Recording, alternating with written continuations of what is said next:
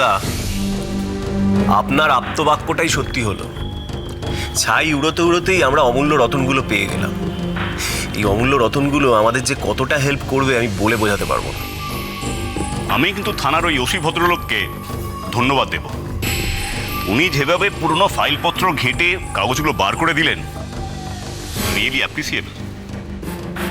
দাদা, তা বলে তুমি ওসি ভদ্রলোককে রামচন্দ্রের অবতার বলে ভেবো না।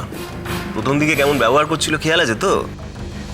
নেহাত জয়ন্তদা খোঁচাটা মারলেন বলে তাই। জয়ন্তদা যদি এসিপিকে ফোনটা না করতেন তাহলে কিন্তু ওনার এই বদান্যতা আমরা দেখতে পেতাম না। এই তো ভূত এসে গেছে।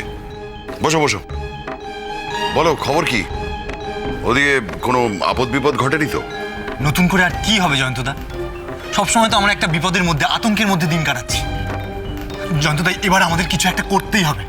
কাল পরশুর মধ্যে বাড়ি ভাঙা শুরু হবে। রিল্যাক্স, কুল ডাউন ভূত। অত উত্তেজিত হওয়ার কিচ্ছু হয়নি। মাথা ঠান্ডা রেখে কাজ করতে হবে। একটা জিনিস মনে রেখো, আমরা বাইরে থাকলেও তোমাদের জন্যই কিন্তু সব সময় চিন্তা ভাবনা করছি। তবে এতদিন যেরকম করে আসছিলে ঠিক সেরকমই করে যাবে। শুধু এইটা রাখো। জয়ন্তদা, এটা এটা খুব সাবধানে লুকিয়ে নিয়ে গিয়ে তোমার বড়দিমাকে দেবে। অর্জুন যেন কোনো মতেই এর টের না পায়। আর তোমাকে আমাদের প্ল্যানগুলো একটু বলছি।